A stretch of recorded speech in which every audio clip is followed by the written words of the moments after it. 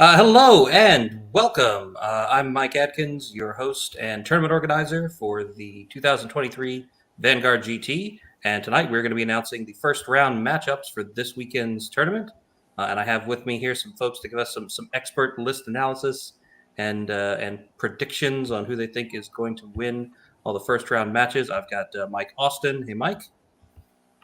Hi. Expert's a strong word, but we'll take it. I've got Steve Forster. Hey. Hey, Steve. And I've got Alan Boehner. What's going on, guys? All right. So before we get into this, I would just like to say that this is all in good fun. The list critique is known to be and expected to be tongue in cheek. We're all just here to have a laugh and build some hype. So if somebody says something horrible about your list or your chances, don't take it personally. They don't mean it. This is just how we do these sorts of things. No hard feelings. We're all friends here. And also, we're not just doing this for totally no reason whatsoever. I am going to keep track of which way these fellows vote, and then at the end of the first round, the one who gets the most right will be dubbed the Oracle for this year, having effectively looked into their crystal ball and judged correctly. Yep, Steve won last year. I think Mike might have won the year before. No, the year before was the year I did online. And I can't remember if we even did this that year, but I think the year before you won. Yeah, I think you're right. Yeah, I gotta win. And I feel like it's up to being I gotta go. And, this is my first time. I feel like the first year I did it, I think Jesse Cornwell may have won. Oh, nice. The first year I think he did actually. I think you're right. Yeah. So the way this is going to work for anybody watching who doesn't know what's up, we're going to go through the matchups and the lists. I'm going to tell these guys and all of you what the first round scenario is going to be. You're going to get a second to look at what the terrain map is going to be for the first round, and that can kind of color and inform your opinions. I'll also let everybody know that we are playing with the optional withdraw rule, so you can withdraw from 1 inch from combat and make a charge. That'll be at a -1 to hit, which is something you can also keep in mind when you're looking at people's lists. If anybody have built lists around being able to do that. Other than that, I can't think of anything else that I need to go over right now. So let's just get on with the show. So first, just the high-level statistics. There's 28 players. And of those 28 players, we have 15 armies represented, which is a few less. I think last year we had 18 different armies represented, so a little bit of consolidation. We're looking at 4 Sylvankin lists and 4 Varangur lists. So you're either standing back and shooting, or you're running across the table to punch the people who are shooting as fast as possible. And then second most represented are dwarves and undead. So if you're not shooting people to death or charging across the table to hit them as fast as possible, you are really high defense or healing and never wavering about having been shot or being charged in like the second turn. Those 4 armies put together represent, I think, half of the field. So chances are you're going to play 1 or possibly 2 of those. Everybody probably will play 1 or 2 of those at some point of the weekend. Then we've got some elves, night stalkers, and Order of the Green Lady. And then a little bit of representation from Abyssal Dwarves, Basilians, Forces of Nature, Goblins, League of Rordia, Ogres, Ratkin, and Salamanders. The average drops per army this year is 12.7, which is actually a little higher than last year. But I think the min and max are still the same at 11 and 18. And the average unit strength comes in at 23.6, which I think is also a little higher than last year. But the min and max, again, I think is right about the same, 19 minimum, 29 maximum, which is kind of a lot. But, everybody kind of falls in there. So this sounds about right for a Mid-Atlantic tournament. A lot of either shooting or elite armies. A lot of like 13, 14 drop armies. A lot of 23, 24-ish unit strength armies. So let's go on to round 1. We are going to be playing Smoke and Mirrors because I like starting with the hard one. Everybody just opened up the rule book. Everybody's just like, what the fuck is this? Yeah, what do you think I did right before we started? Right. So this is one of the bluff token ones, and I like the bluff token ones. They're fun. They're new. It is. Because they don't get played a lot. I'll tell everybody in advance that I did print a set of bluff tokens for every table. So if you don't own a set, don't worry about it. When you get to the table, there will be one there. And those are just the table tokens that you can leave on the table for the whole weekend, so that every time you get to a table, like you or your opponent don't have to go scurrying around for objective markers or loot tokens. There will just be some sitting there for you to use, and they'll all match. And then at the end of the weekend, somebody can just take the set off the table. They're playing home with you. So this one is, I believe this is the one where you both set out a number of bluff tokens, and in every round you choose one that you don't know about to flip over, and then try to hold as many objectives as you can by the end of the game that are actually worth something, because 4 of them are going to be worth nothing. And there's the terrain map, and I'll remind everyone that those yellow squares that are normally flat or only height 1 are actually height 2 at this event, and there are 2 of them. So there's a lake that is flat, which I believe is also counted as height 1 for shooting cover purposes, even though it's flat, because it's not a 0, it still counts as height 1. And then the 2 fields are height 2, so they do block line of sight to infantry or war engines. Or, so the fawns only block light, or only height 1, I believe, when you're in them, if they're flat. When you are in them, that is correct. Yep. They do not block line of sight. They just count as 1 when you're in them. The fields, however, might block line of sight because they're tall. Fun tip for everybody actually who's going to be here this weekend. I have gone through and tried to label the underside of those different pieces of terrain. The ones that are flat should have flat painted on the bottom of them, and the ones that are height 2 might say they're height 1 or height 2, because once upon a time these were height 1. But now they're all 2. So it's got a 1 or 2 on the bottom of it. It's one of the height 2 terrains, and if it says flat, it's the flat one. So how tall are buildings? 9. Is everything going to be standard? Like, I think Mike Zettelmeyer has got me all confused now because I'm playing the UB tournament. Some hills are like height 4, some are height 3. So everything else is stock. Everything else. All right, gotcha. Buildings are 9, crazy. 9, hills are 3. Yep, just like you would expect. Gotcha. It's just the fields that are tall. What is he, a rocket scientist trying to make? I know, right? Yeah. Something like that. How dare I have to figure out if I'm tall enough to see over a building or? That's simple math. 4 that's right. plus 6. Oh, I give up. Tall things here are infinitely tall. That's all we got to worry about. All right, so let's start talking about the actual matchups. Let's move on to table 1. I will say that 7 out of the 14 matchups are challenges, and the first one is a challenge. That's what the C at the end of the players means. It means this is a challenge match. You'll see that a lot.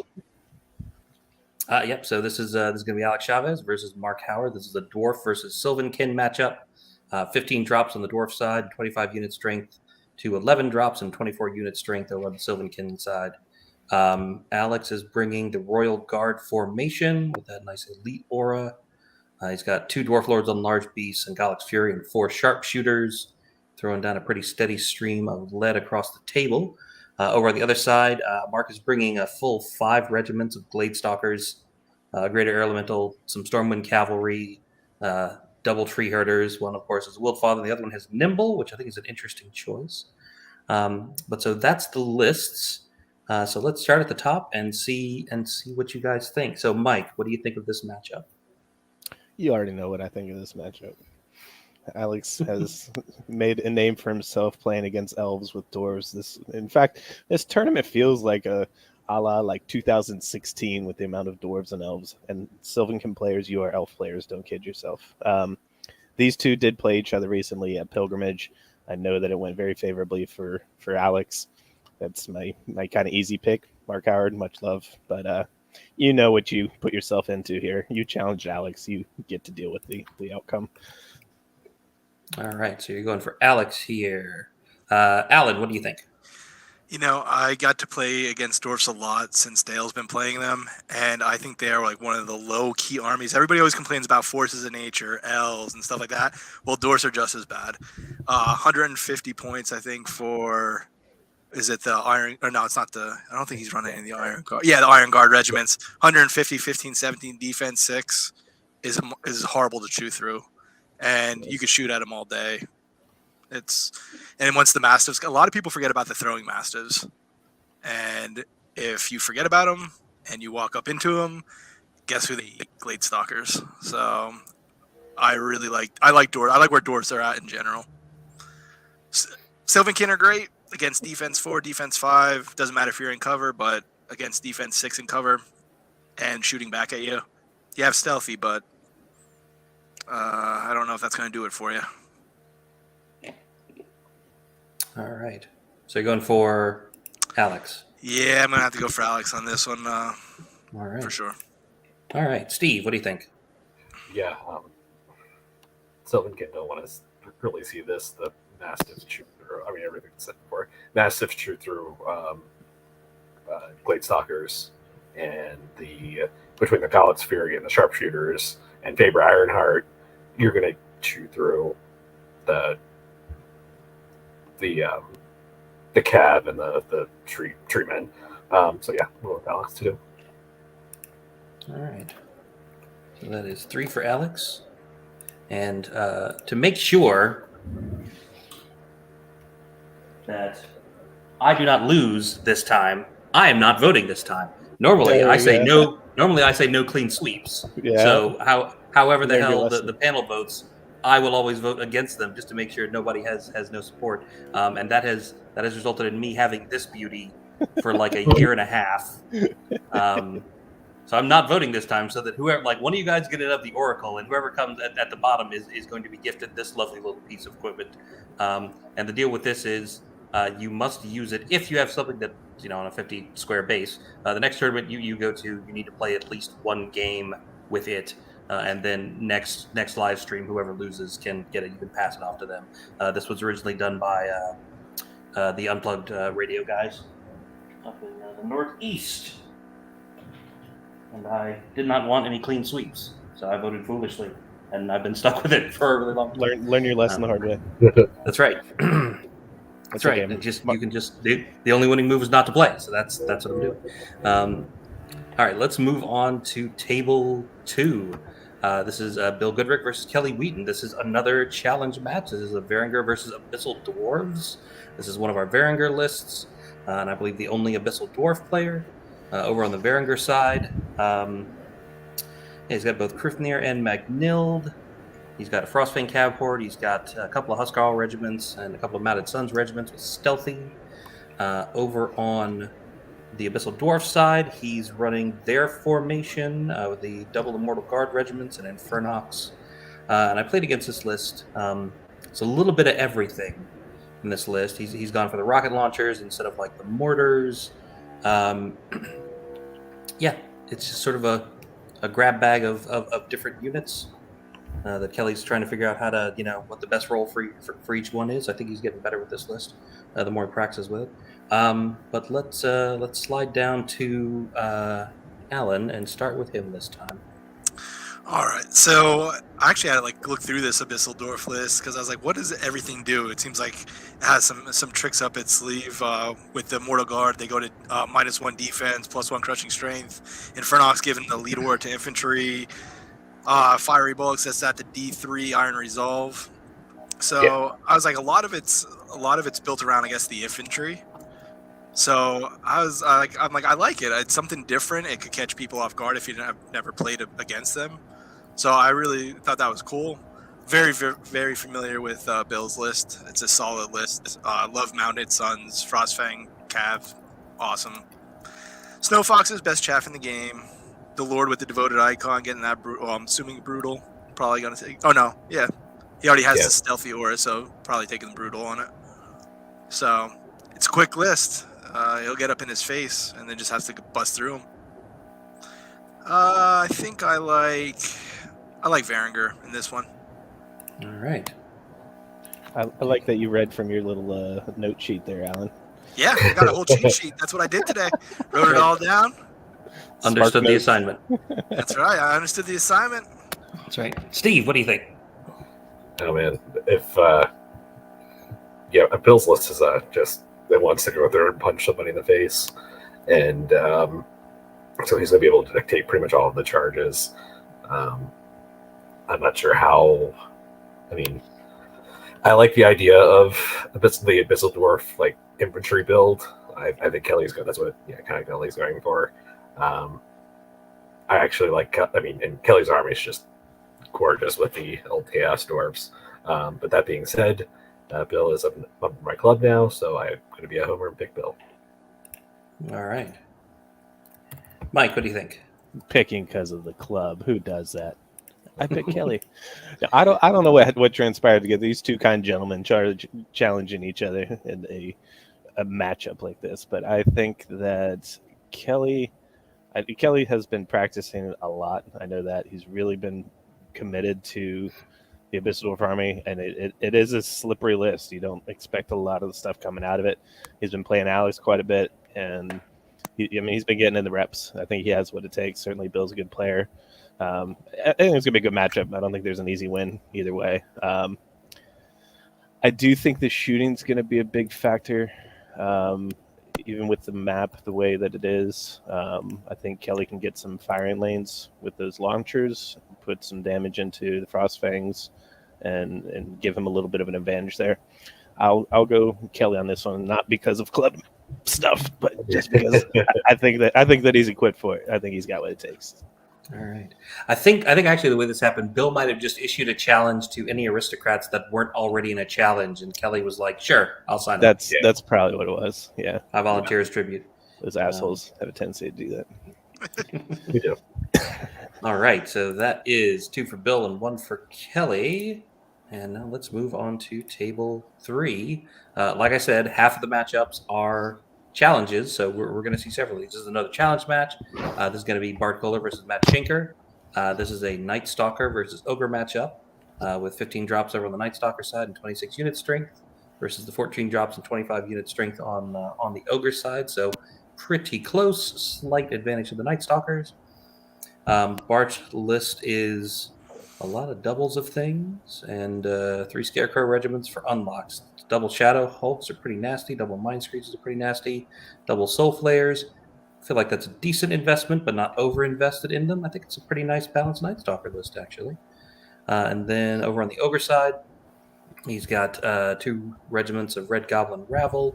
He's first for your cheap unlocks and sitting on objectives and things. He's got triple Siegebreaker Hordes for that nice solid defense 6 wall. He's got a couple of Red Goblin Scout Troops for good chaff and scenario play, and kind of that standard double Warlock and Nom Nom build out to throw a whole bunch of Lightning Bolt and Drain Life at things, which tends to be pretty effective. So let's start with Steve. I feel like you're pretty familiar with both these armies. Yeah, the lightning bolt's not really what Bart wants to see, especially those Mind Screeches and planar apparitions are going to be juicy targets for them. I just don't know what Bart has Shadow Hulks, which is pretty much, we'll get Slayer against pretty much the entire list, except for their Red Goblin infantry. I'm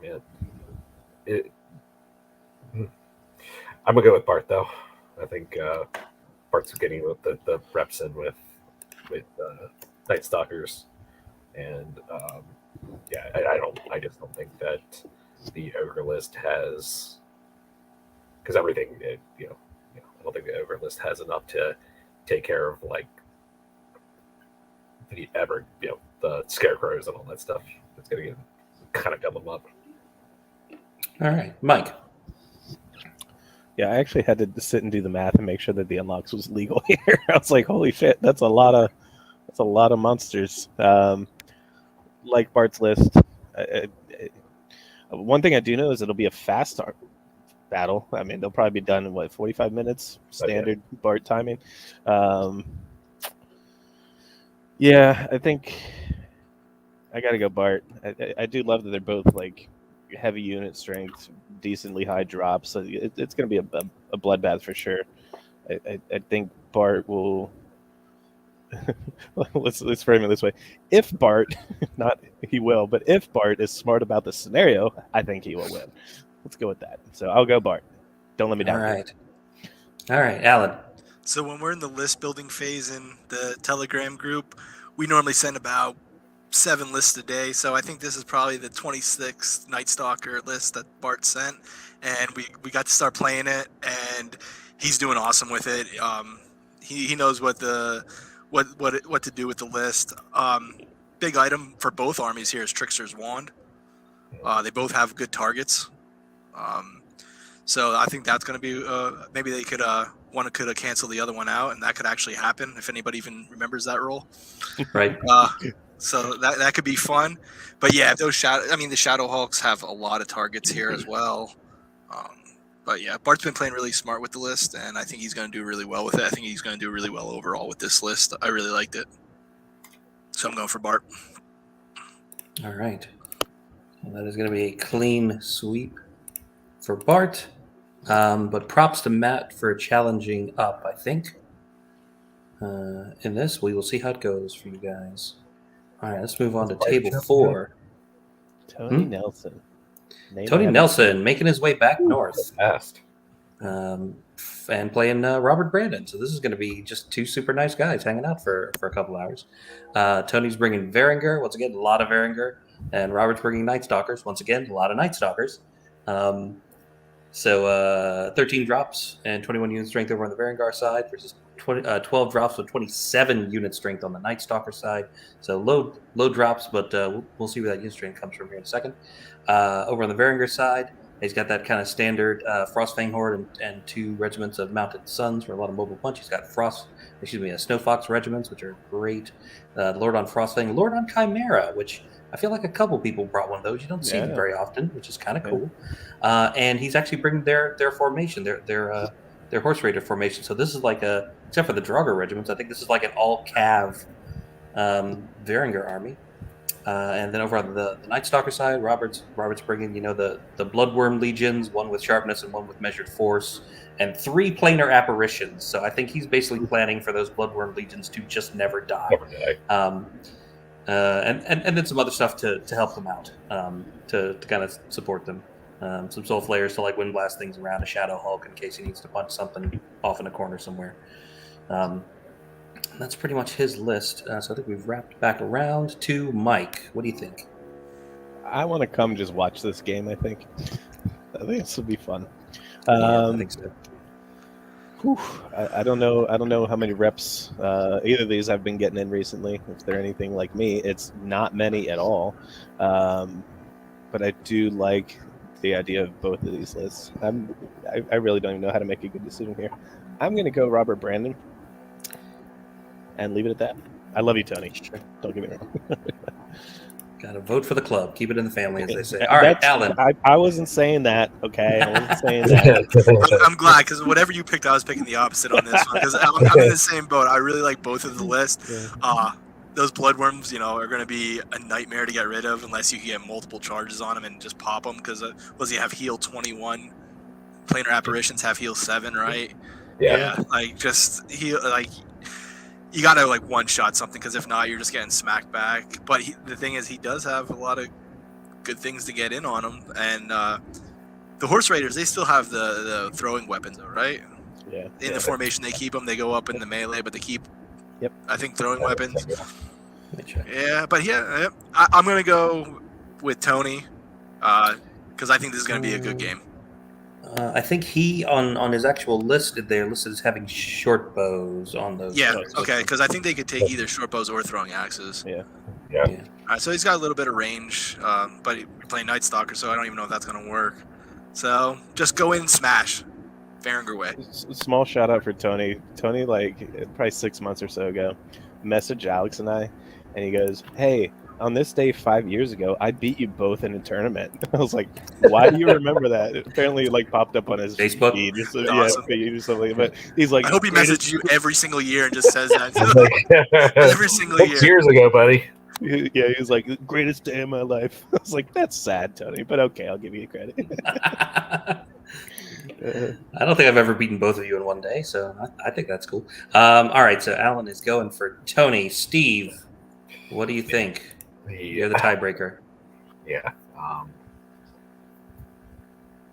I've played something similar with the Night Stalker Double Legion list, and basically what Tony's bringing is what I wanted to see.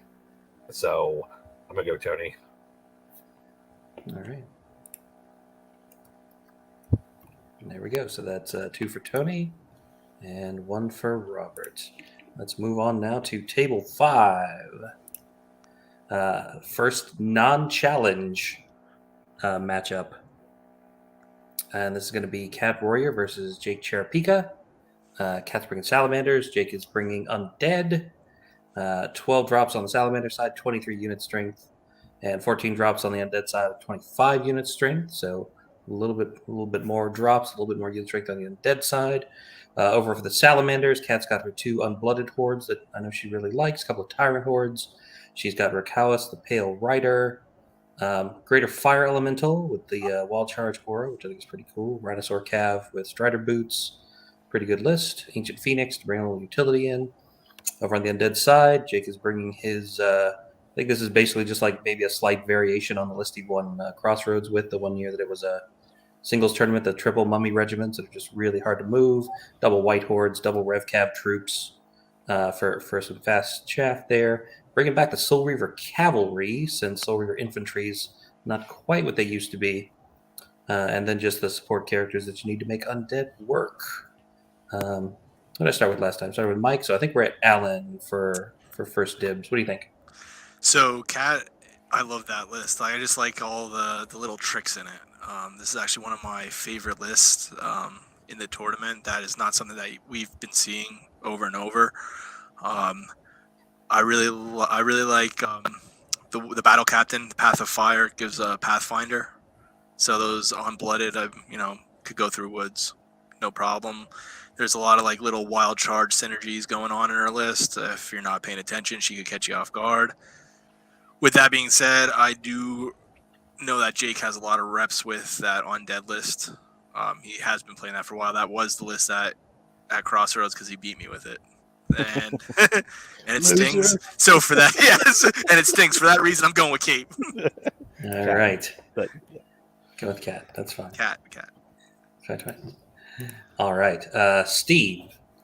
Yeah, this is I think the list that Jake brought to Battle Pilgrims, and he I think it was top 12 or something like that. It just doesn't go away. The mummies. Granted, the one thing that can probably pop mummies in one go are tyrants if she rolls, pretty hot. But yeah, there's a lot of stuff that that Jake's army can just stick around, like the Unblooded hordes.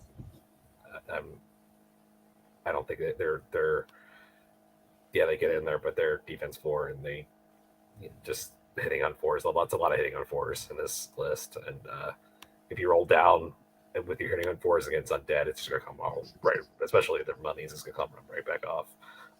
And so I'm gonna go with Jake for those reasons, and not for the reason that he's in my club. there you go. classic. I had to make sure when I made the panel, I at least covered as many clubs as possible because I figured there's going to be a lot of voting that way, which is fine. It's fine. There's nothing wrong with that. Mike, what do you think? Yeah, this is a good matchup. I'm always so mean to Jake. I don't want to be mean to Jake, but You can't. he surprises us all the time. He knows his things. Jake's a smart guy. He's not going to get caught by the little cutesy things that Cat's army has. I think Cat's very good with her army. I think the army list is solid, but it's just a brutal Undead list. I'm just dealing with that. It's not easy. Also love Iceblood. He's in this tournament twice too. I'm going Jake, and not for the fact that I like him, but because I think he's going to win. You said it's tongue in cheek in the beginning, okay? I did. No, totally. I was about to say, like, that's like the most polite way you've ever called one of Jake's matches, I think. Jake said he was thinking about challenging Cat to begin with, and I was like, well, then we missed out on another classic Jake challenge video. Like, I mean, the one that he did for Hot Dan last year. Oh man, that's still burning a lot of our retina. Yeah. I don't want Jake doing any more videos. Maybe it's for the best. Yeah. Doesn't he work with children? Shouldn't some of this stuff not be allowed? Yeah. On the internet. It's on the internet. But the random pairings god chose to give us this matchup anyway. Yep. So let's so that's everybody's voted. That's 2 for Jake and 1 for Kat. So let's now move on to. This could also be affected about how drunk Cat gets on Friday. It's round 1, so True. I'm thinking maybe. Oh, it's Saturday though. Yeah. Well, Friday. but see, Go here's on the thing.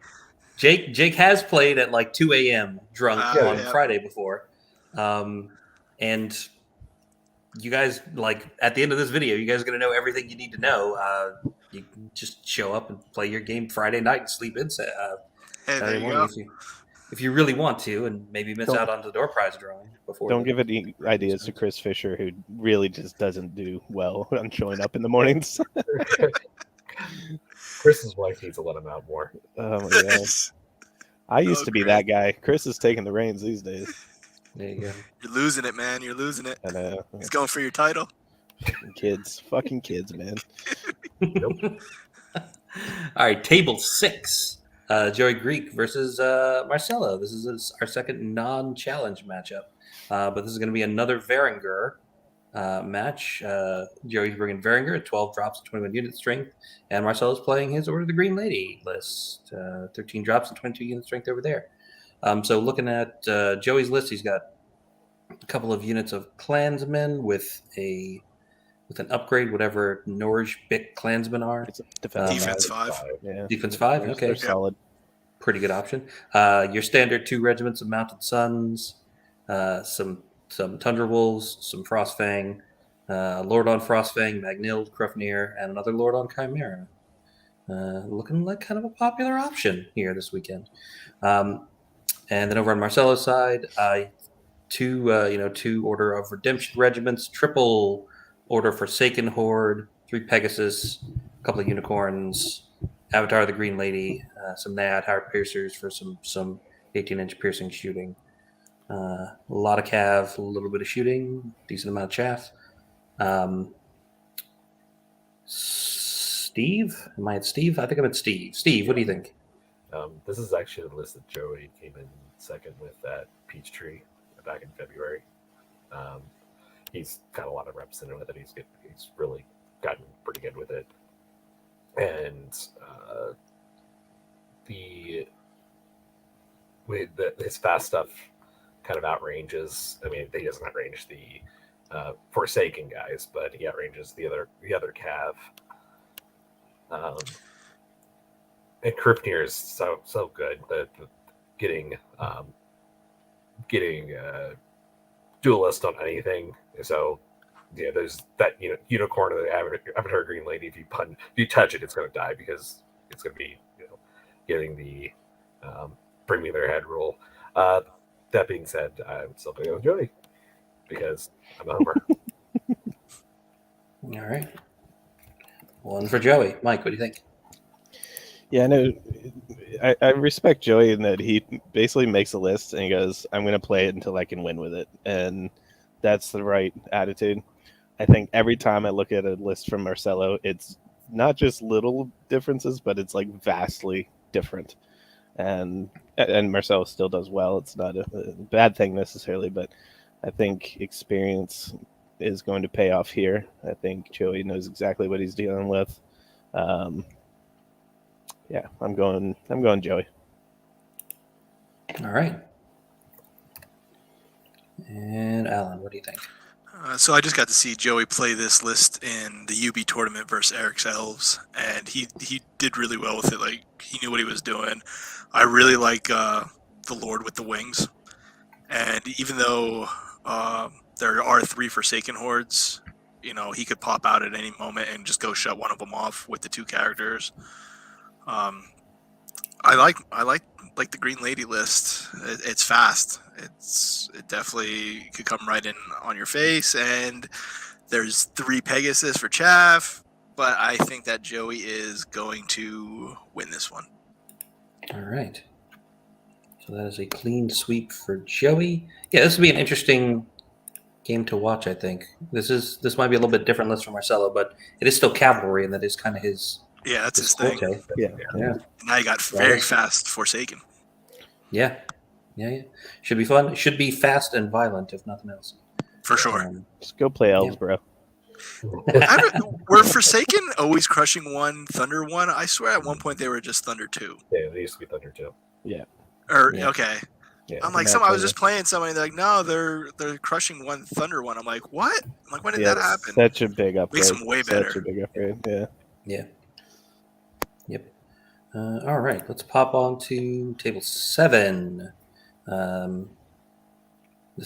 We are halfway through at this point of our 14 tables.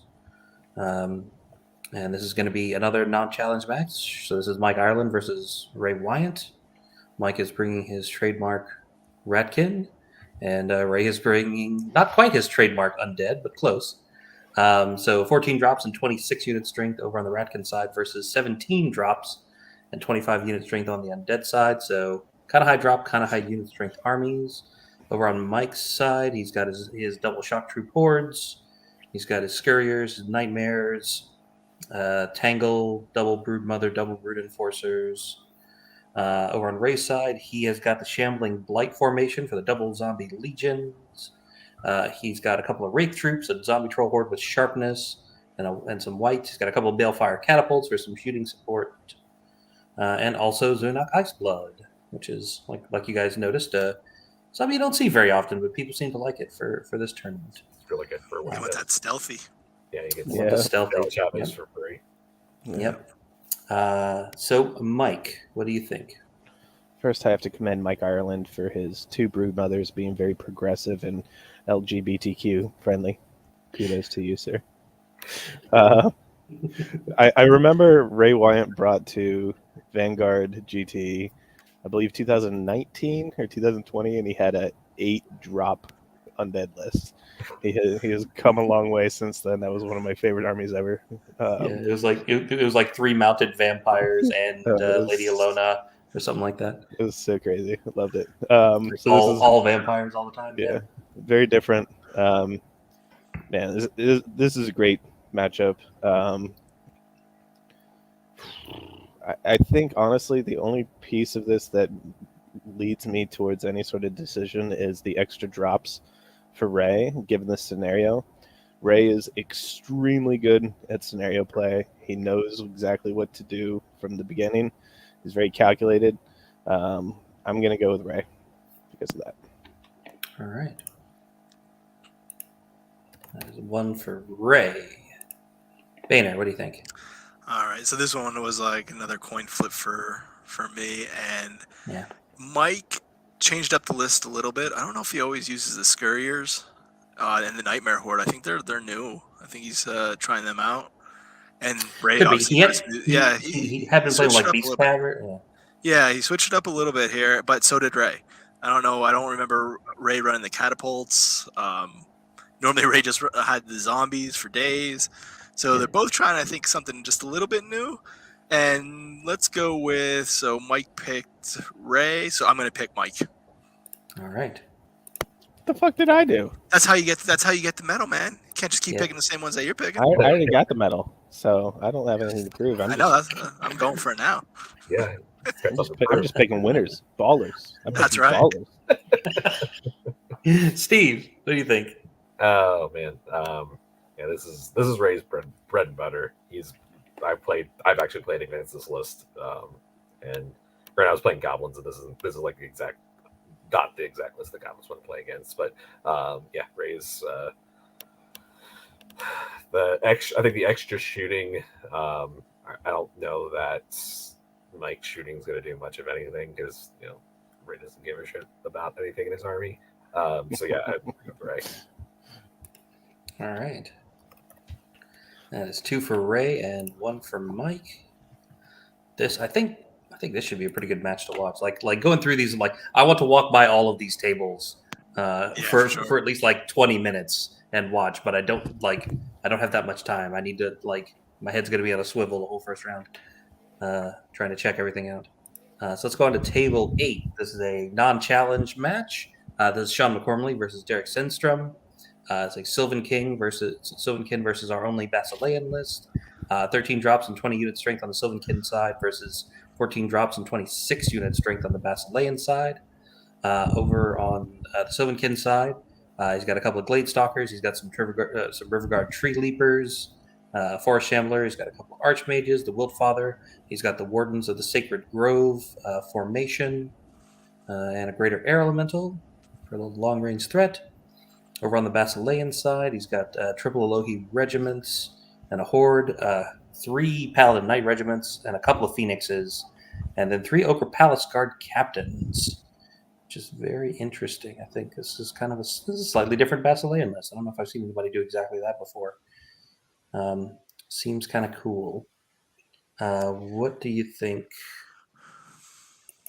Who am I on? Boehner, I think. Yeah, you're on me. Right. Sean, I love Sean's list. I think it's something different. It's unique. I went through it. He does have the levitation AC4 mage, which is absolutely broken. I think we can get rid of Alchemist Curse. I don't think that spell needs to exist anymore. Just go That back how it combo, used to be. It used to be or so something cool. like that. It's too much. It's absolutely busted. The Host Shadow Beasts going on to that special character is pretty sweet. That could take out monsters pretty quick. On the Basilean side, do you know if he put Celestial Fury on the Aloe, or do you keep him defense 5? Let me see. They are defense 5. Okay, so yeah, I like the defense 5. The Ogre Palace Guard are going to be trying to catch up. It's like in WoW when your friends got a mount before you and they're all running ahead and they're just trying to catch up on foot is how I picture this army working. Like, hold on, get back here. I need to inspire you. Like, when you put those regiments in Horde, if they get out in front, you're going to be uninspired, which could lead to some trouble or some just lucky pops. So with that being said, I think Sean is going to get my vote for this one. All right. Okay, Steve had to step away for a second, so I'll circle back around to Mike. What do you think? Yeah, Alan brought up a big point on that levitation Alchemist Curse character. If Sean makes the right play at a point where Derek maybe makes a slightly not right play, and if Sean can get that guy behind the lines and out of sight and just start nuking with that Alchemist Curse completely unthreatened, it's going to be a big problem for Derek. That's a big factor. Sean has a little bit of everything. I've played a decent amount of Basilea. Chris Fisher, don't stab me for my pronunciation thing. There's a lot of stuff that's like resilient, the Elohi regiments and the Phoenixes and the Ogre Palace Guards, but it just doesn't punch that hard, and all you need to do is kill the things that punch hard, like the Paladin Knights and the one unit of Elohi with the Brew of Strength, and they just can't do much. I have to take Sean in this one, and again, not because he's a club mate, but I would say it either way. I think Sean's got the edge here from the matchup. All right. Steve, what do you think? I'm going to pick Sean because I miss him and I don't see him often. That's romantic. Yeah. Fair. But that being said, I do think Derek has the tools to kind of get in there and not get shot to death. But Sean really doesn't have a lot of shooting. So yeah, I'll pick Sean just because I miss him. All right. So that is a clean sweep for Sean. And we move on to table 9. So this is Charles Fadouk versus Michael Gill. So this should be a fun match. Chuck decided to play Undead. I think like a half an hour before lists were due. I want to know how many armies he has now. He's probably all of them. That's awesome. He's constantly printing. He's probably currently printing like 3 armies right now. I don't know. My man, that's awesome. He's had to buy more storage for the stuff he's printed. Dude, he needs to stop. We've got a problem. No. I'll drink to that. Yeah, right. So this is an Undead versus Varangur matchup. Again, two of our well-represented armies here. What is this? Charles is Undead. Charles has every army. Yeah, we're pretty sure. It's being printed right now. Yeah. There we go. If he doesn't have it, he'll have it tomorrow. Okay. Yeah, Right. it's just Finish about up the vamps on horses now. Yeah, they'll be painted by noon tomorrow. Fucking fatigue. Not lying, man. That place that Tesla money, bro. That Tesla money. like, Send some up here. I'll store them for you. Yeah. there you go. So we're looking at 14 drops and 21 unit strength on the undead side to 13 drops and 22 unit strength on the Varangur side. Chuck is bringing in 3 zombie regiments for chaff unlocks and sitting on objectives, 2 wraith troops because they are fantastic at being thick chaff, 2 zombie troll hordes, 2 white hordes, 3 mounted vampires, all with surge, a necromancer to give those zombie trolls and zombies vicious, and a vampire and undead Pegasus, also with surge. And then over on Mike's side, he's playing Varangur. I think this might be the same list he played at Pilgrimage. I played against it. He's got 3 mounted Suns regiments. He's got 2 of those Magus Conclaves. Lord on Frostfang, Magnild. He's got some Knight Raiders, a couple of Draugr regiments to chaff things up, a Fallen Horde, and some Huskarls. And another Lord with the Devoted Icon. So this is table 9. Steve, what are you thinking? I like Michael's list. It's got a little bit of everything. That negative points for not having Griffin I love that guy. They're both really good. They're both good lists. I'm gonna go with Michael just because of his familiarity with playing the list. If he played something very similar at Battle Pilgrims, so no offense to Chuck, Charles, but he, like I said, his the army's still on a print plate somewhere. he does play against me like every week, which means he played against a super similar undead list for like a year and a half. There you go. There you go. So he at least knows what it looks like from the front. We'll see if he can figure out what to do. He's going to win the whole tournament. Yeah, exactly. Lock it in. Yeah, just like I won all those tournaments with my undead. You heard it here first. Final answer. Mike, what do you think? Yeah. It's an interesting matchup. I don't even have a lot of comments. I don't think. I don't know Mike Gill, so it makes it a little hard for me to weigh in based on their persons. The problem I see with Charles' list is he's got quite a bit of his unit strength in like trash. Like those wraith troops are going to die, the zombies are going to die, and that right there is like half of his unit strength. So him trying to win on a scenario that requires you to spread out is difficult. He's got 4 individuals that make up probably 900 points, and that's a challenge playing into the scenarios. I know they do a great job of killing things and all that, but I think I'll go.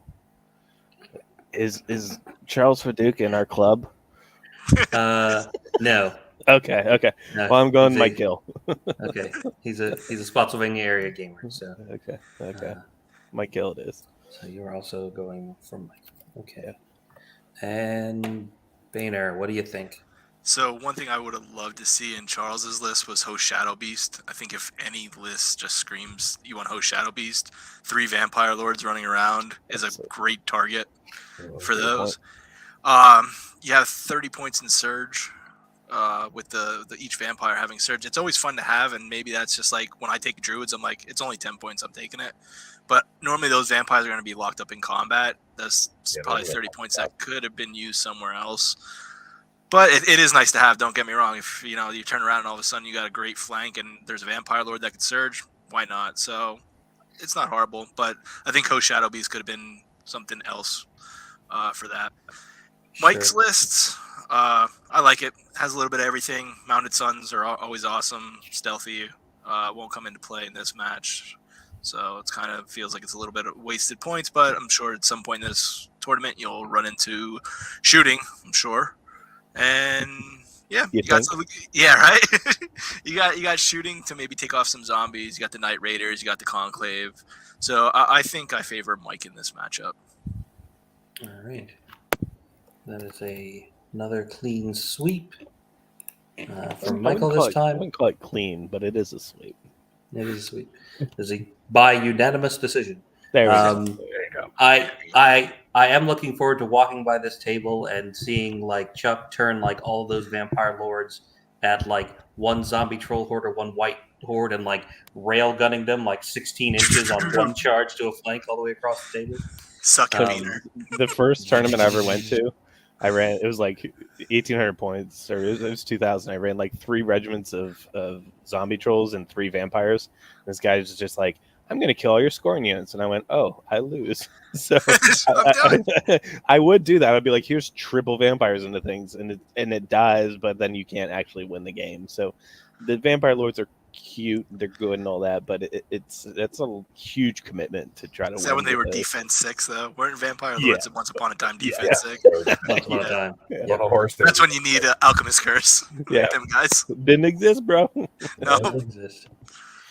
All right, so that was table 9, with all 3 panelists voting for Mike Gills Veringer. Now to table 10. This is another challenge match. This is Chris Fisher versus Eric Schaefer. And this is a elf on elf violence match. Sylvan Kin versus standard elves. 12 drops and 22 unit strength on the Sylvan Kin side versus 14 drops and 25 unit strength on the elves side. Over on Chris's list, he's got 3 Glade Stalker regiments, which I think is about the right number. Double Stormwind Cav, which is very popular. The Windborn, also pretty popular. Double Greater Air Elementals, Nimue Way Dancer, and a Wiltfather. And also the Mounted Levitation Alchemist Curse Elven Archmage. Over on Eric's side, he's got, again, 3 regiments of Glade Stalkers, double Stormwind Cav, some Silver Breeze, double Archmage, again, 1 Mounted with Levitation and Alchemist Curse. He's also got the Swirling Tempest formation, so he's got a whole bunch of Drakon Rider regiments, and the King's Champion and Argus Rodenar. Yeah. So let's start with Alan this time. All right, so Eric's been getting a lot of reps with this elf list, and Chris's list looks very much like Eric's list. They kind of bounce off each other with certain elements, but one of the big advantages that Chris has is those stealthy units and the Way Dancer. She could be a really big pain for Eric with Fireball 10, I believe, and Cloak of Death. But Eric is very smart with the way he plays the elves, and because he is in my club, I'm gonna go with Eric. If he wasn't in my club, I would go with Chris. Dude, you know what? That's just even more insulting to Eric right there. I told him I was gonna. I've been trying to get him to all play games this whole week, and none of them were playing. Like, you're all gonna go lose Vanguard now. Yeah. I'm like, come beat up on these hobbits, halflings, whatever. Nobody. Steve, what do you think? I've been playing against this list. Chris and I have been playing a lot, and he's been playing this list, and it's good. The worst versus first Battle Pilgrim matchup. So yeah, Chris has a fire burning in his heart to avenge his last place finish at Battle Pilgrims. I can't believe he came in last. Yeah. Well, he didn't play his last. Nor should he. He shouldn't have. But He's lucky he survived. yeah. Perfect, Chris. Perfect. Yeah. I'm gonna go with Chris for the reasons of why Alan's going with Eric. Sure. And it's a great comeback underdog story. If Chris wasn't in my club, I would pick Eric. See, there you go, right? Yeah. So I'm the only one that's actually picking proper here. Yeah. Based on the merits of the lists and players. Well, I want to switch it up and instead, can I pick on Chris losing game 1 of day 2, guaranteed, as my pick instead? Because that's going to happen. Because normally day 2 of Vanguard, Chris is not awake until after the game ends. So that's Chris times that's out game 1. That's where I would like to pick. Yeah, fuck them both for having to play elf versus elf bullshit. I'm picking Chris just because Gainer didn't. The Dracon. That's why. Yeah, basically. And because Eric took a unit of my archers to like Washington State with him for like 2 years or whatever. He swore he didn't have seeing them. the world. Oh my god. Yeah, because that. Fuck you, Eric. I'm picking Chris. There we go. That's fine. I like it for the narrative arc, the worst to first like comeback story. Yeah, This this is like get a Rocky training montage. Yeah, we get the Rocky theme playing. Yeah, Yes, But- I know I did get them back. Alex took like 2 weeks to get them back to me, though, Eric. So you got them back to me. Alex kept them on a tour. They went on vacation. They changed the way Eric sees elves. Now he wanted to be one. Yeah, seriously. He went out there all undead and came back all elf. Fucker. You got to see me shoot those elves for years. He loved them. He hated elves. Now look at him I know. They Look all at it do it. now. They on all that do it. elven bandwagon. Loving it. Yeah. Every minute of it. Dale said something. They're so good. Yeah. Well, Dale said something on one of the group chats we were in about, Nerdhammer all playing elves. And I'm like, you want trash meta? Because this is how you get trash meta. Yeah. I will paint 3 more hordes of rabble, and then this is going to be your fault. Shoot me. Go ahead. I dare you. I don't care. It's like the Change your Joker. name to Hit me. Come on. I want you to do it. Yeah. Change Your your 6 y'all's rabble names hordes, to 22 drops. Come on. This is It's just- what happens when you play elves. You get it's trash just meta. trash hammer. That's all it is now. Kyle Poole just appears Yeah. at every tournament without having signed up. Just here he is. Yeah. All right, so let's move on to table 11. This is a non-challenge match. This is Justin Lingle versus Mike Gallagher. So I think this is our only Forces of Nature list versus our only Goblin list. And there's kind of a big delta there. 12 drops on the Forces of Nature side and 19 unit strength versus 18 drops and 25 unit strength on the Goblin side.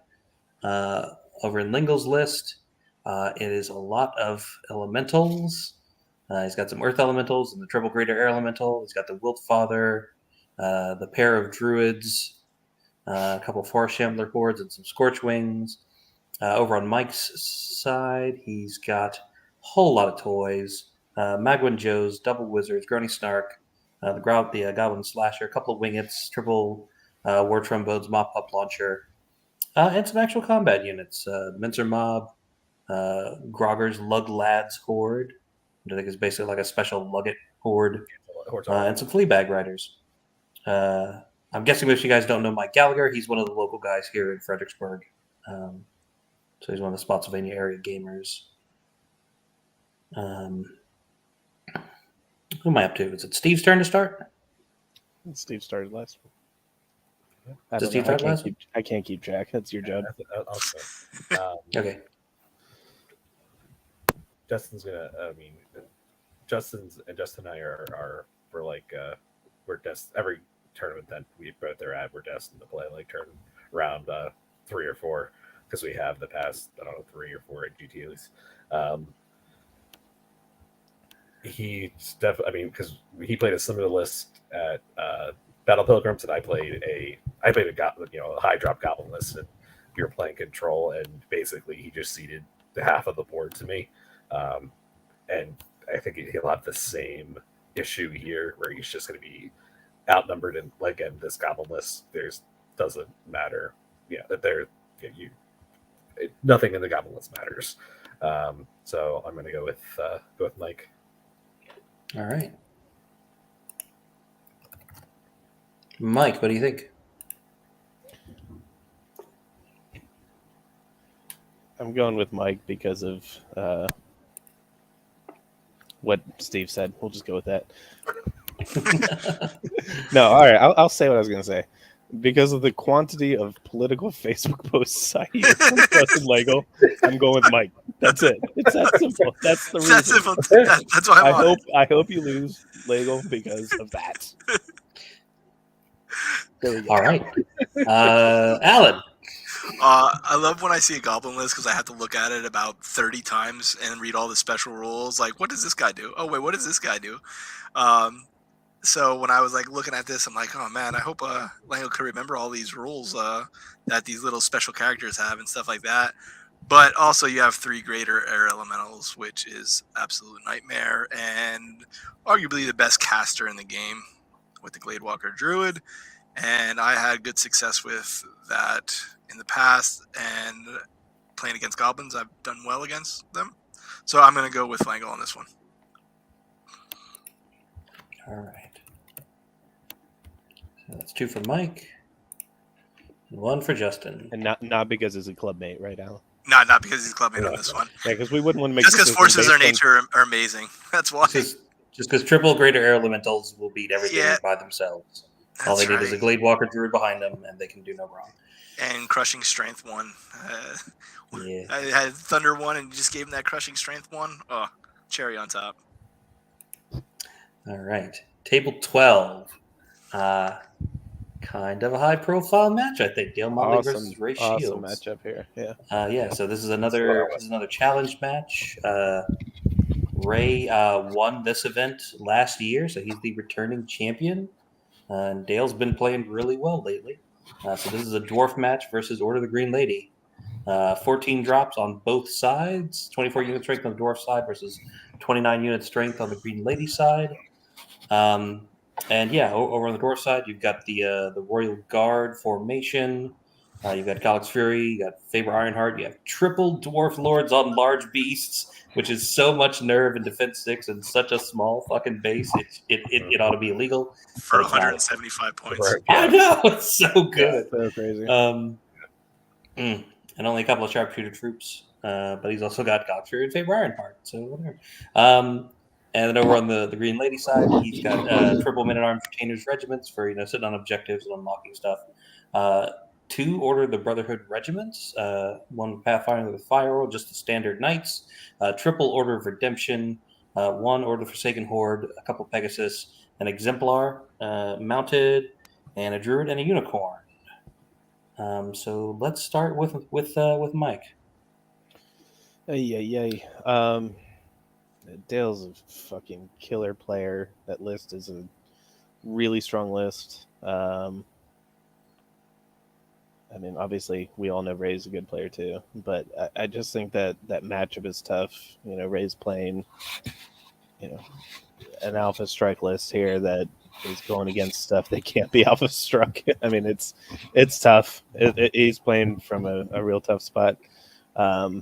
I should vote for my clubmate and friend Ray because he is that. But I care more about the little plastic toy that Mike is going to give me if I win the tournament. So I'm gonna go with Dale. Sorry, Ray. Love you more than I love Dale, but I want a damn trophy. All right, Boehner. Dale is getting a lot of games. We get a lot of UB together Mondays and Tuesdays, and then he plays his brother other times, and he's just playing like random people from I think Spain or something like that. He's just constantly crashing games, and he gets better and better with every single game. Get a life, Dale. Yeah, no, this is what we do. This is since we've been in high school. This is like the one person that I constantly played when he get into wargaming would be Dale, and he's come like a really long way in the game. Like he doesn't give up easy charges. He knows to protect. He knows what targets to pick. I mean, I can't beat him right now. So he's doing really well. And Ray is a great player. Don't get me wrong. And this is a great list. But in this one, I think I'm taking Dale on it. All right, Steve, what do you think? Yeah, just this is like the antithesis of what Ray wants to see: defense 6 and a small footprint, and also having some phalanx with the bulwarkers. It's an uphill battle for Ray, and yeah, for the reasons Dale's become an excellent player. Probably, yeah. So, I'm gonna go with Dale. My heart's with Ray, but my brain's with Dale. Sure. Yeah, I think when they did this challenge, Ray was expecting Dale to also bring Order of the Green Lady, so he was expecting a mirror match, and then found out he's playing a defense 6 wall of dwarves. Like, oh shit. Yeah, he played Order of the Green Lady at the last one. What are you bringing dwarves back for? Leave it to the fucking nerd hammers to play that fucking kind of sneaky bullshit. Y'all got nothing else to do up there other than fucking play these games and pull some skeevy little shit. That's right. That's how you get that cup. That's how you get those things that matter. I was about to say you can just insert the Ric Flair speech right here. And let's move on to next to last table 13. I think this might be our final challenge match. This is Brian Swinson versus Rob Kenzie. This is a Dwarves versus League of Rordia match. 16 drops on the dwarf side at 26 unit strength versus 14 drops and 21 unit strength On the Rhodia side, looking over the dwarves, once again, there's that Royal Guard formation, which is just so good. One dwarf on large beast, a couple Iron Guard regiments with throwing mastiffs. There's just a lot of dogs here. I just love how many shots. Yeah, I think it's there's so 80 many mastiff shots. It's ridiculous. It's it's five mastiff Yeah. hunting packs with throwing mastiffs. There's dogs throwing dogs all day. Sounds like holiday. Hey, And yo, gods dog, I heard you like dogs. right. Pimped out your ride. Brought some dogs on your dogs. So we glued some dogs to the roof. Yeah, we put dogs on your dogs. Your tires are made out of dogs. Yep. So I love Rob it. is bringing all three of the special dogs of war hordes: the razors, the beasts, and the shields.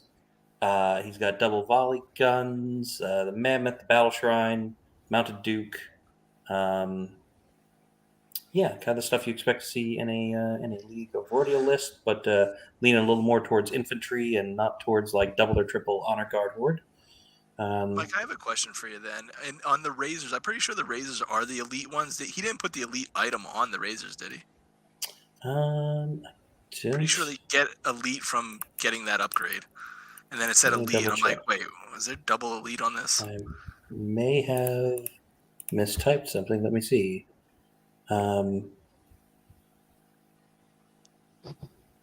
I hope not. He does have blessing on him.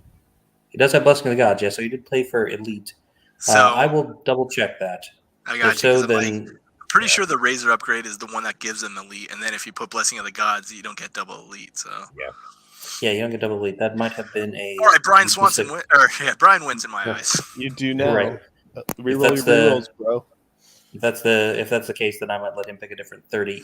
So this is another one where like literally last Friday night over at Chuck's place, Chuck and I talked Rob into playing League of Rhodia instead of Kingdoms of Men. Yeah. And it's basically the same list just as League of Rhodia because it's just better as League of Rhodia Yeah. than Kings of Men. So he literally like League sit is there awesome. like made this list on his phone quickly and then sent it to me Gotcha. at like 9:30. Cut him, So, cut him some slack. Cut him. Yeah, Yeah, cut him it's- slack. if Give it to him. if that's wrong, it's because like me and Chuck were both like standing over his shoulder, telling him to add Chirping. stuff. Do to it, the list motherfucker. While he was Yeah, trying to. League is so much get things better. done. You're not playing I'll, fucking Kingdoms of Men. If that's the case, I might give him the option of swapping out that Yeah, 30-point item for for sure. something of equal Make or it lesser vicious. value. Vicious isn't easy. Yeah, there you go. Sure, Okay, you go. I will ping him about That changes my pick, Um, though. You know. Changes. That's what was coming down. I'm like, if he has double elite, I'm going Brian. I gotta go. Roll it twice. That's right. You get a lead on ones and twos if you take it twice. Ooh, Who are we starting with this time? Boehner, I think. yeah, sure. I just love that there's 80 dogs. That's why I'm going for that list. Straight up, I'm like, yep. I'm like, look at all these throwing masters. I'm like, yeah, go up and just throw them all into those dogs of war. Dogs into dogs of war, Oh man, if you will. So Man, that's what excites you guys up there in Pennsylvania, huh? that's right, buddy. Things Or like hunting that. dogs, boy. So, Take you out pheasant hunting. Come next time you come up here. Don't ever call me Uh, boy again. Steve, what do you think? I mean, for the kind of the same reasons why I picked Dale to beat Ray is the same reasons why I'm going to pick Brian to beat Rob. Just that I don't think there's a lot there. Like you need to come and That's what she take said. off these dwarf units, and there's nothing there to do that. I think the dwarves, and he's got the radiance of life and the celestial restoration, so he's got heal too, and it's going to be tough to move some of this stuff. So I'm going to go with Brian. All right. And Mike, what do you think? Yeah, as much as I do like the idea of playing devil's advocate like you normally do, Tidkins. If it was just the list, I really don't know either of these gentlemen too much. Rob, I think I've met a few times before, but if you didn't tell me that Rob just threw the list together at the last second, I would go with him. But now, sorry, No, you Rob, gotta take it now. it's Adkins' fault. I love Rob's list. I've seriously I like 'em. thought about I like 'em both. the triple dogs of war hordes. I think it's just the coolest fucking They're cool. thing. Honestly, I just love that style of play. But because Adkins threw you under the bus that you just made the list at the last second, I'm going with Brian Swinson because I went the GP last second Mike sprinting for us. That's right. All right. Once again, that is a unanimous decision. So you're either all right or you're all wrong. We're all right. And we will get that list changed, since that's something that I missed when I validated the lists on Friday night when I was telling him to make it. So, You got to take a little bit of personal accountability there. exactly. Kind of my fault. You're like, yeah, make him elite, bro. Make him elite. It'd be great. It'd be awesome. People would be terrified of that unit. You'll waste 30 points. So this will bring us to our last table and final matchup. And this is Ed Fisk versus Jason Britt. This is going to be a fun one, too. So Ed is bringing elves this time instead of Rordia. And Jason's, of course, bringing Sylvankin. So this is another elf-on-elf violence matchup. The elves have 12 drops and 25 unit strength versus 13 drops and 21 unit strength on the Sylvankin side. I see. So over on Ed's side, he's got those triple Glade Stalkers. Both of them have 3 regiments of Glade Stalkers because that's just standard. When you pick elves now, that's just that just automatically gets added. Comes up to the compendium. Yeah, exactly. It just like, trust us. This is what you want. Yeah, You want this. Yep. Over on Ed's side, he's got the 2 hordes of Drakon Riders. He's got some Stormwind. He's got some Forest Shamblers, 2 Lords on Drakons, and a Tree Herder. And then the Elven Archmage with Bane Shan Knockham's Curse. And he's over on the Sylvankin side. He's got 2 Air Elemental Hordes, one with Measured Force and one with Strength. He's got a Windborn Troop, a Silvery's Cab Regiment, 3 Greater Air Elementals, a Master Hunter, an Elven Archmage, which is, I think, his only source of Surge, and Nimue. That's a lot of shambling stuff. It's only one thing to Surge. Nimue has Surge, too. Nimue also has Surge? Okay, so there's 2. Steve, what do you think? On the other side of the table. Yep. Ed said that he played Jason first round at Vanguard last year, so there you go. Ed's gotten a lot of good reps in with this list. He's a very, very good player.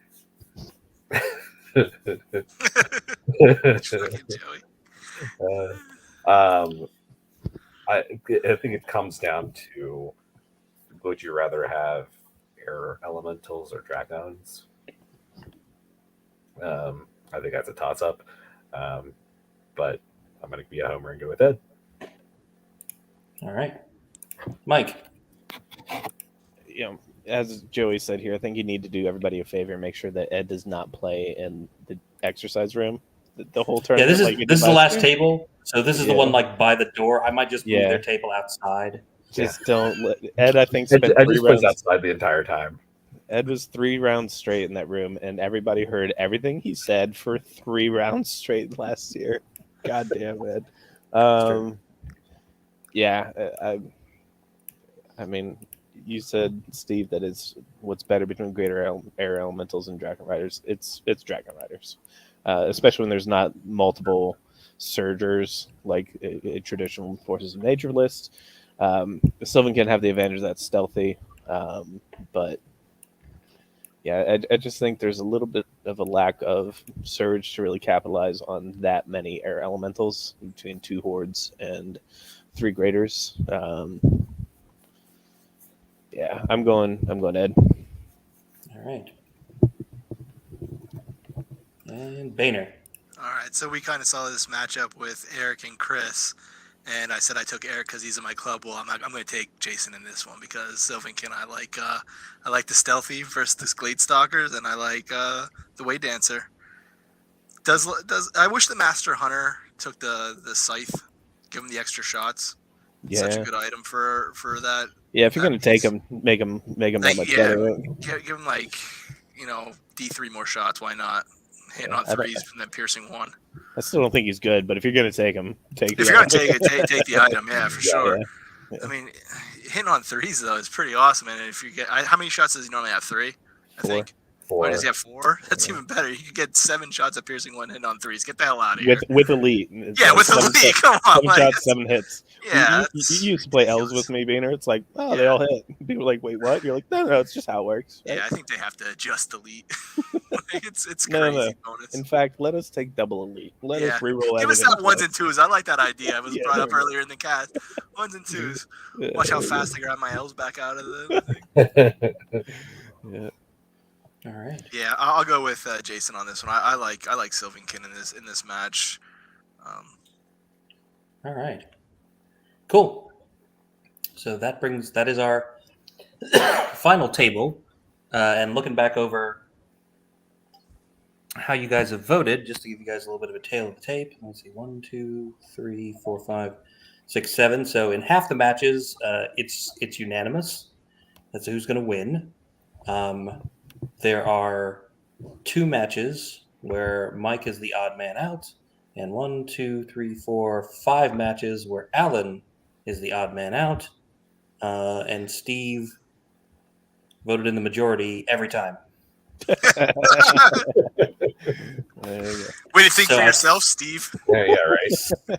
So I think that means, if I'm looking at that right, that means Alan has the most opportunities to win based on how he voted. Yep.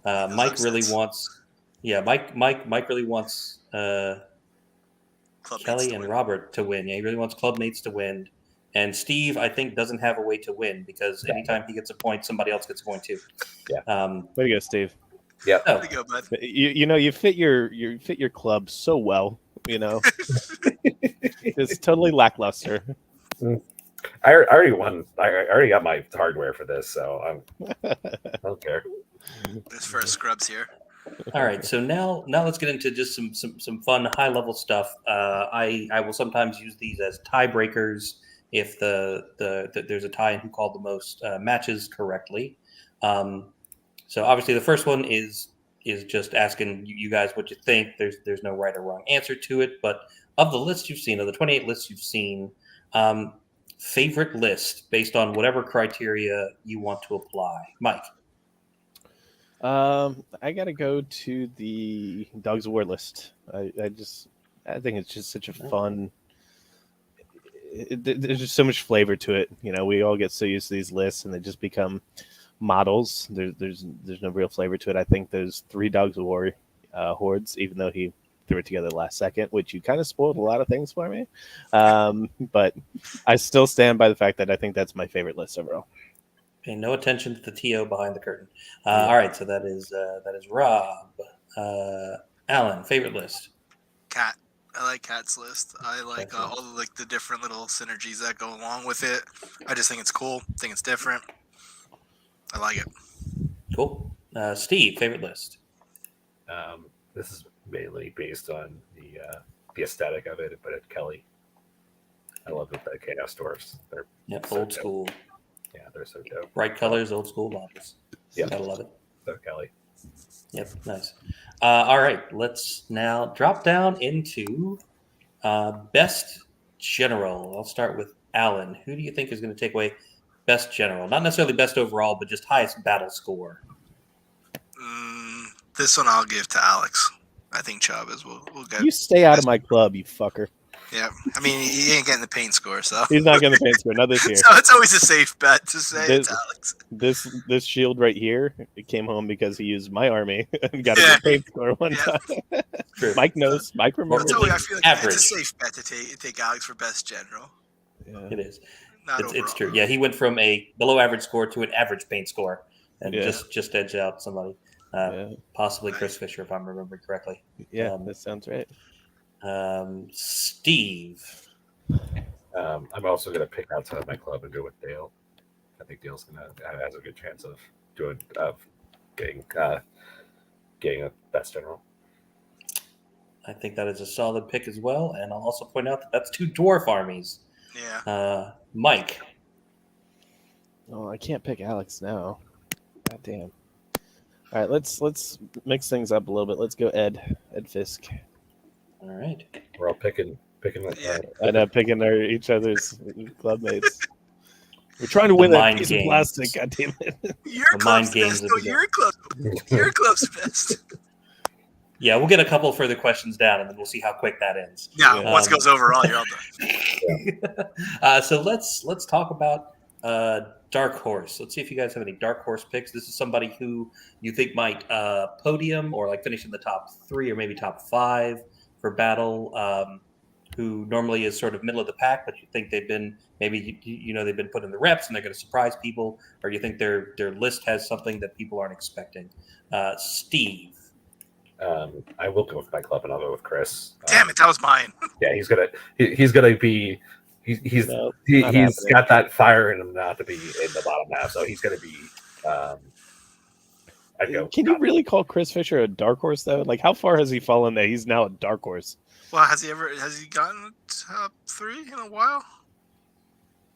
I can't think of any. It's because he got the spoon last tournament. Yeah, but that's it. He's got the. He's dark horse eligible because of that. I love it for the comeback story. Yeah, Americans love the comeback story. And here he is. We do. We really do. I remember when Chris Fisher was in the gutter. Now look at him.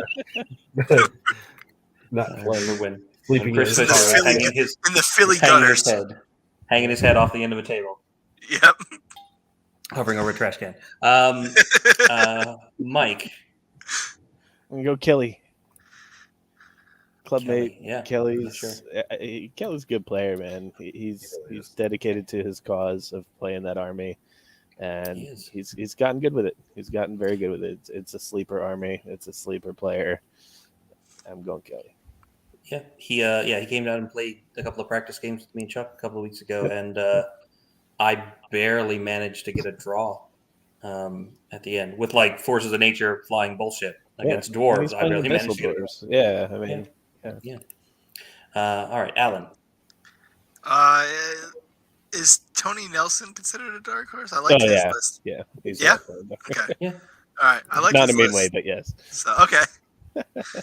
Just because he beat you and Alex one day. One day doesn't mean I love him. I think he's still That's my man right there. I think we still ended up beating him in the overall tournament standings. standings. I'm going for him. I'm going for him. Cool. All right.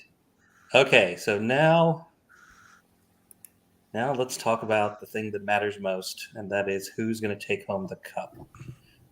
First of all, who currently has the cup? Is that Nerdhammer, I think? But like specifically, which one of you has the cup? Eric. Eric has it, and Eric is coming, so Eric should be bringing the cup. Yep. Excellent. We shall plan a procession. We shall throw roses at his feet as he carries it triumphantly across the house to place it on the if he's a Nerdhammer, he's gonna forget it, just like they forget everything. Nope. No, we're good. All right, so let's see if this vote goes exactly as expected. Mike, who do you think is going to take home the cup?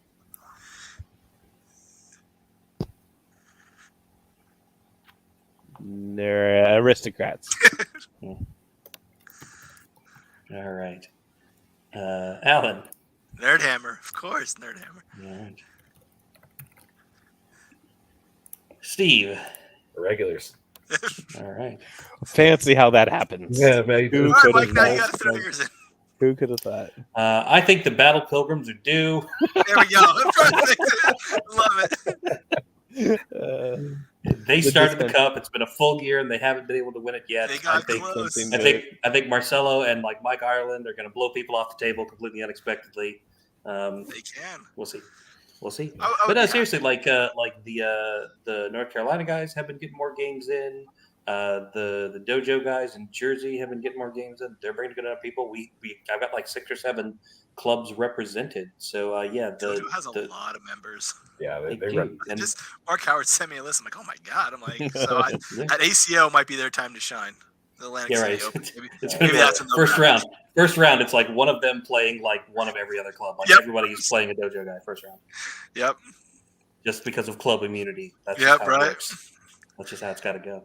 All right. Another round 4.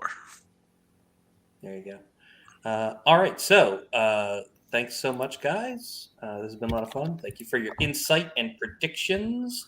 Vanguard GT is this weekend. It is coming up in just a few days. I'm going to have one more video of reminders. I'm going to walk around the site and show people like where to park and where to camp and all that. So when everybody shows up, you won't be lost. You'll be able to find your way around the house. Anybody staying on property, feel free to show up anytime after 3. Anybody else, feel free to show up anytime after 6. Hopefully the rain will hold off long enough for people to get their tents put up, but if not, we'll have a dining fly or 2 in the backyard so you guys will have some dry space. And if you can't find any, then I'm sure there's somewhere in the house you can throw down an air mattress for at least Friday night. Hopefully Saturday the rain will stop long enough for people to get their tents set up. I think that's about it. I'm super fucking excited. I'm so ready to do this thing, man. We'll be there to so- visit and say hi. So Cool. Nice. So thanks, Mike, Allen, and Steve for hanging out with me and talking about lists and calling matches. Appreciate it. yeah, Awesome. thank Thanks you for having us. Yeah. And everybody out there, you stay safe, travel safely, and we will see you all this weekend. Good night, everybody. Have fun, guys. Bye-bye.